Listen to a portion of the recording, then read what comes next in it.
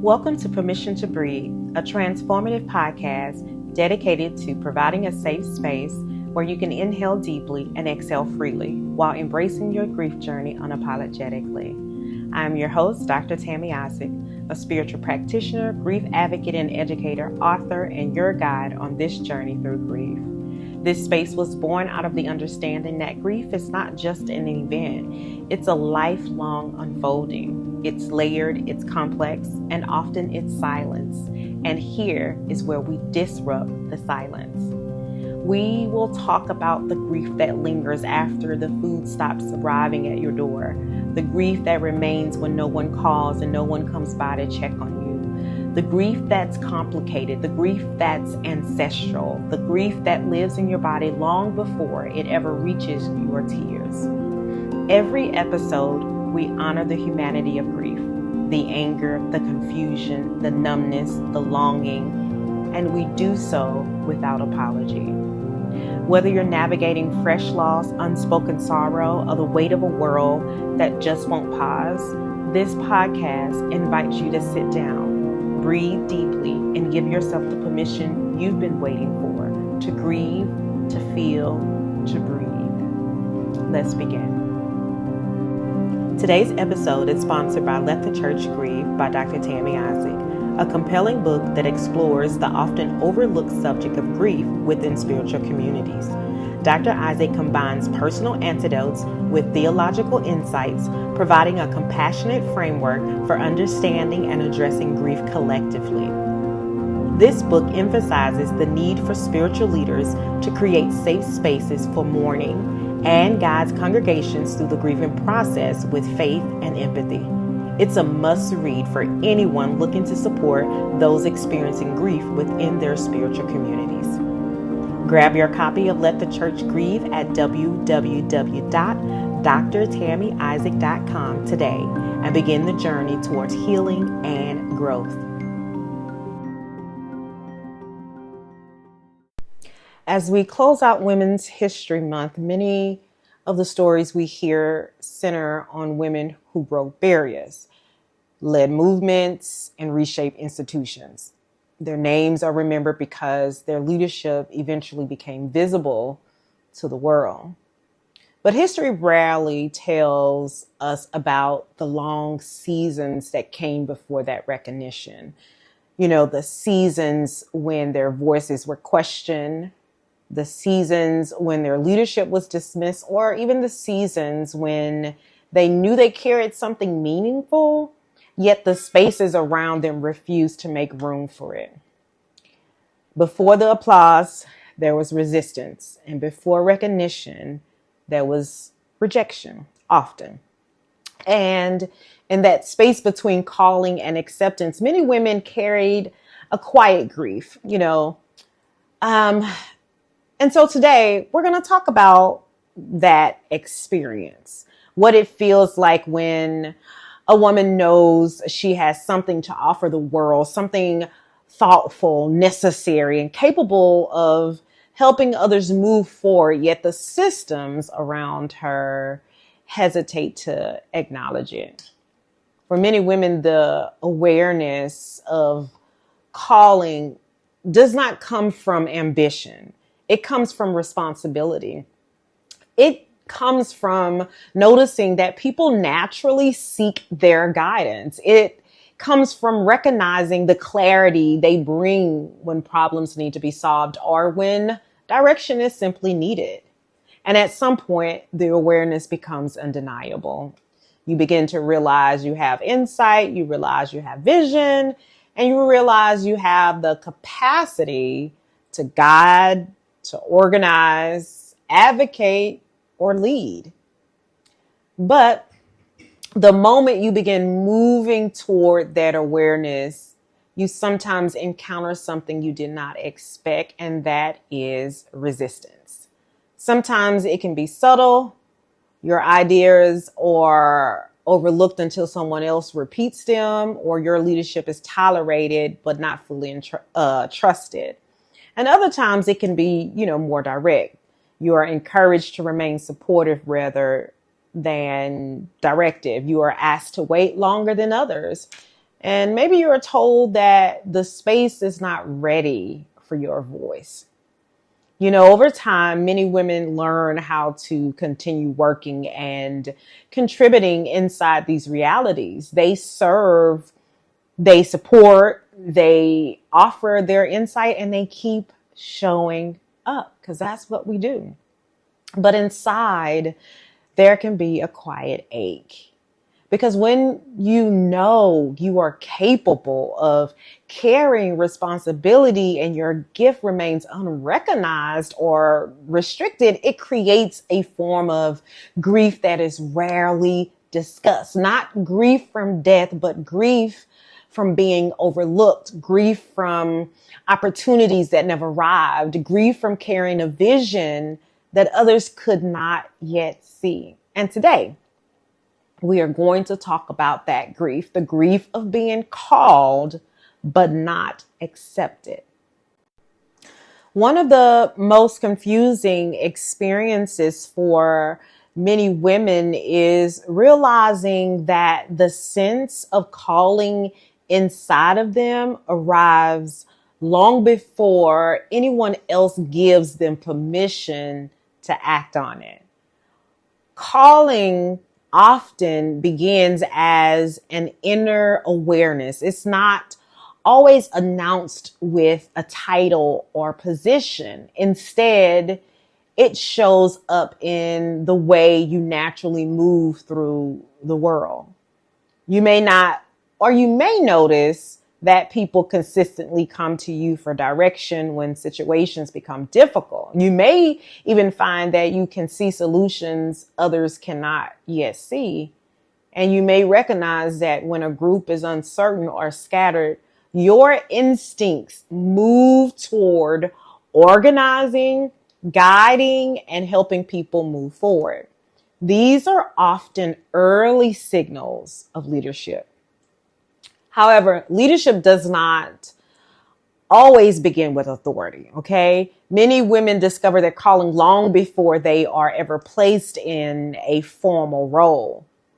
And this can happen in workplaces, faith communities, schools, families, and, community spaces. A woman may already be doing the work of leadership without ever being recognized as the leader. She is helping others navigate problems. She is mentoring people who need guidance, and she's holding together situations that might otherwise fall apart. Let's just be honest. Yet, when it comes time for leadership to be formally recognized, her name may not be the one that is called. This is where confusion and grief can begin to develop. It's where the seed is planted because the woman knows what she carries. She can see the impact she has already made. She can see the difference her voice and perspective bring. But the system around her may not yet recognize it. And in some cases, the system may not even be prepared to recognize that. Say that again, right? This creates a tension that many women quietly carry. On one side is the inner awareness of what they are capable of doing. On the other side is the reality that the space around them is not ready to acknowledge that capacity. When those two realities collide, it can leave a woman questioning herself. She may begin to wonder whether she misunderstood the calling she sensed. She may wonder if she spoke too soon, reached too far, or expected too much. But very often, the issue is not the calling itself. The issue is that calling and permission do not always arrive at the same time. And many women discover their calling years before the system around them is ready to accept it. When a woman knows she carries something meaningful to contribute, recognition becomes more than affirmation. Recognition then becomes a signal that the community or institution sees the value of what she brings. Now, when recognition is withheld, the experience can be deeply painful. Many women find themselves doing the work long before anyone names it.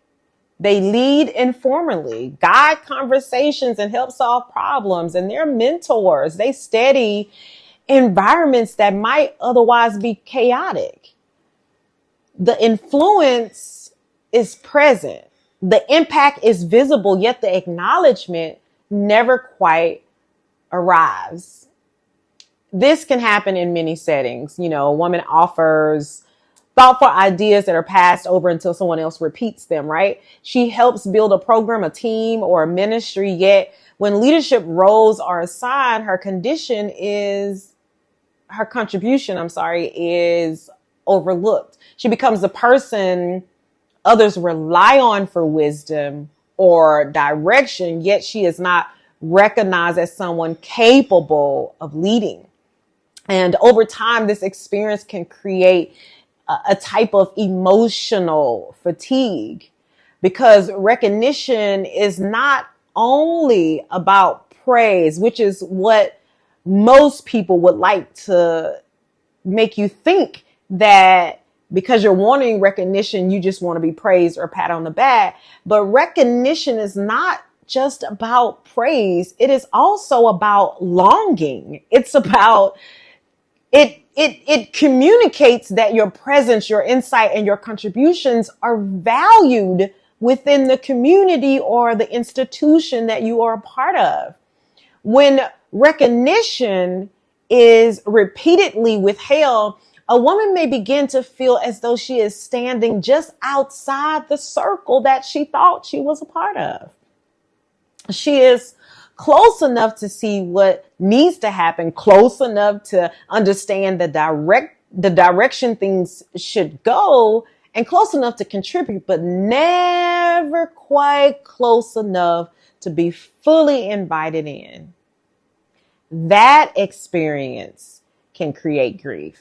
Not because a woman expects constant approval, but because she knows the work she is capable of doing and understands the difference it could make if she were trusted to carry the responsibility. Now, when recognition is withheld over long periods of time, some women begin to silence themselves, others withdraw their ideas, and some stop offering their insight altogether. Not because they no longer care, right? It's quite the opposite, but it's because it becomes painful, too painful to continue showing what you carry when the space around you refuses to acknowledge it. And that quiet withdrawal is often where grief settles in and becomes comfortable. For some women, the challenge is not complete rejection. Instead, they find themselves in a position where they are allowed to participate, but they are expected to constantly prove that they belong there. Their ideas are not dismissed outright, but they are questioned more often, and their decisions are not automatically trusted. Their competence is evaluated again and again. While others may be given the benefit of the doubt, some women are expected to demonstrate their capability repeatedly before they are taken seriously. And over time, this creates heavy emotional burden, because constantly proving yourself requires energy that could otherwise be used for creativity, leadership, and meaningful contributions. Instead of focusing on the work itself, a woman may feel the pressure to justify her presence. She may feel the need to speak more carefully, prepare more extensively, or anticipate criticism before it even arrives. And in some environments, the expectation become quietly unequal, right? So a woman may notice that others are given opportunities based on potential, while she is expected to show a long record of performance before similar opportunities are offered or extended to her.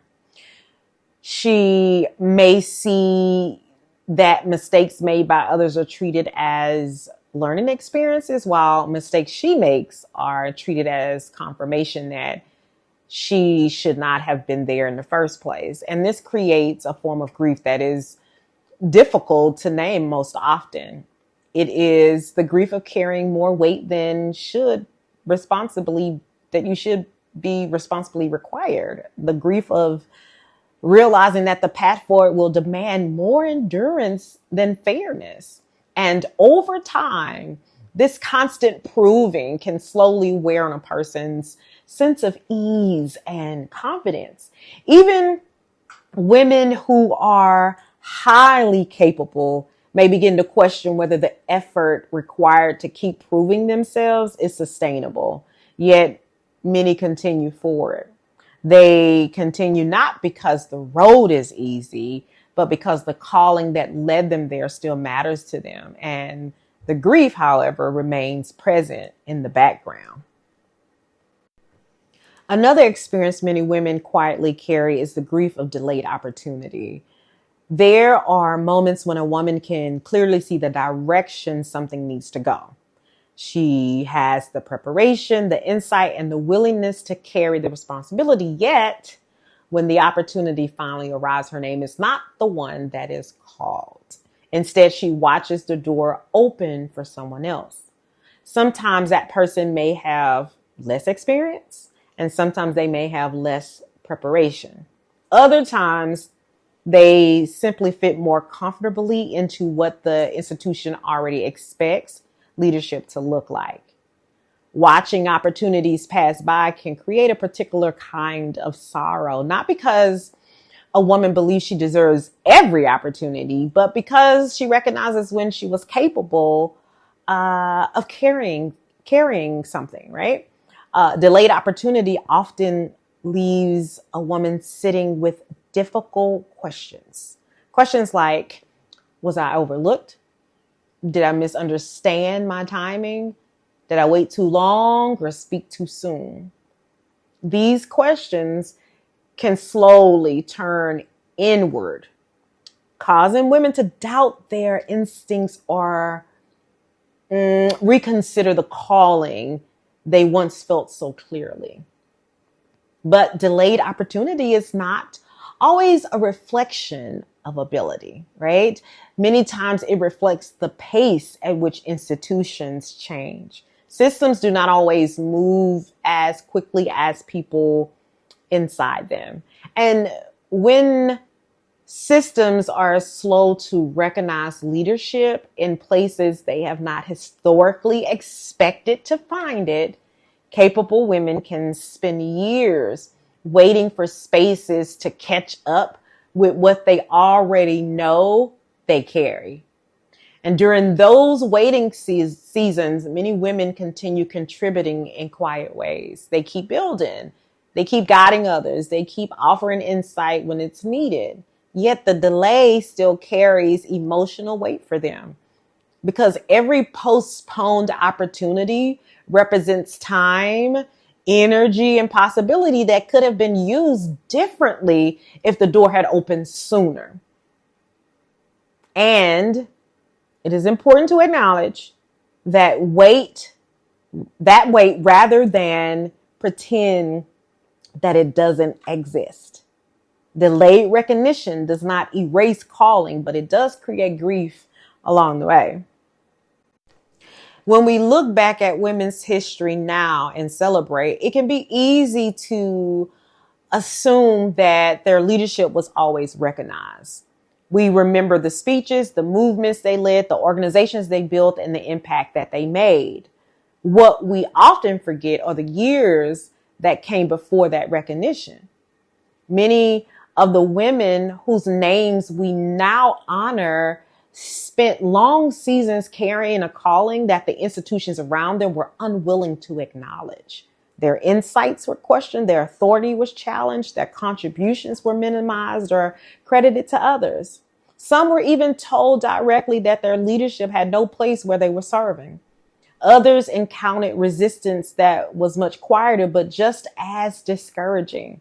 Their ideas were dismissed. Their influence was tolerated, but never fully trusted. And over time, these experiences created emotional strain. To carry a calling requires courage. It requires the willingness to step forward with vision and responsibility. But when the effort is repeatedly met with resistance, it can leave a woman feeling isolated inside the very space where she hoped to contribute. Many women throughout history had to wrestle with that tension, and women today are still wrestling that tension, right? They knew what they carried. They knew the difference their voice could make. Yet the system around them did not know what to do with them. Some women eventually left those spaces entirely and built something new. They formed their own organizations, ministries, movements, or communities where their leadership could take root. Others remained within the institutions that resisted them, continuing to, influence people quietly, even when they were denied formal authority. They mentored younger leaders. They supported others who were beginning to find their own voice. And in doing so, they shaped the future in ways that were not always visible in the moment. What we see when we examine these stories more closely is that calling often survives long periods of misunderstanding. Recognition may come slowly. Acceptance may take time, but the work itself often continues long before the world is ready to acknowledge it. That reality does not erase the grief many women carry along the way, however. The disappointment is still real. The fatigue from constant resistance is still real. And the emotional toll of feeling unseen or undervalued is still real. Yet those experiences do not automatically invalidate the calling itself. In many cases, resistance reveals more about the limitations or the institution than it does about the ability of the woman standing within it. Institutions often change slowly.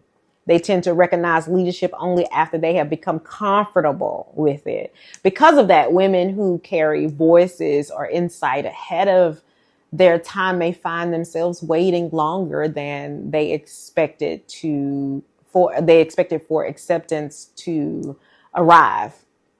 For women who are with me today listening, who know they carry something meaningful to offer, it can be important to remember this. Resistance does not always mean the calling was misplaced. Okay. Sometimes it simply means the space you are standing in does not yet understand what you carry. And even when acceptance comes slowly, the calling itself can remain very much present, continuing to shape the work that you do and the lives that you influence along the way. As we close out Women's History Month, I think it's important that we do more than celebrate the women who eventually made it through the doors. I want us to also acknowledge the women who spent years standing outside those doors, the women who carried vision long before anyone was ready to hear it, women who offered wisdom that was ignored until somebody else repeated it, and women who worked, served, mentored, and built communities without ever receiving the recognition their leadership deserved. History eventually honors some of those women, of course, but many others remain unnamed. Their work shaped families, organizations, faith communities, and movements, yet their leadership was never formally acknowledged, and still their influence mattered. That reality reminds us that recognition and impact are not always the same thing. A woman's calling can shape lives even when the systems around her fail to fully acknowledge it. At the same time, it's also important to be honest about the emotional weight many women carry because of these experiences.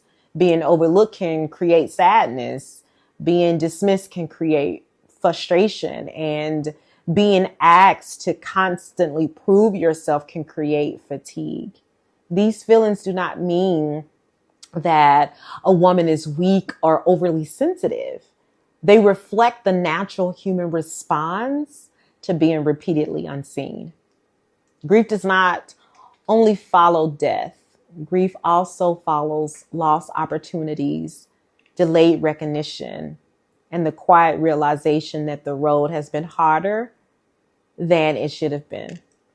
Naming that grief is important because it allows women to understand that the emotional weight they carry has a real source. It also allows them to release the false assumption that something must be wrong with them. Often the deeper truth is that the space around them has simply not learned how to recognize what they carry. And yet, despite that resistance, many women continue to move forward. They continue to contribute. They continue to guide others, and they continue to use their insight to make situations better than they found them. And sometimes the influence of that calling becomes visible much later. Sometimes it appears in the people they mentor, the community that they strengthen, or the ideas they helped bring into the world. For the woman listening today who knows she carries something meaningful to offer, it may help you to remember this.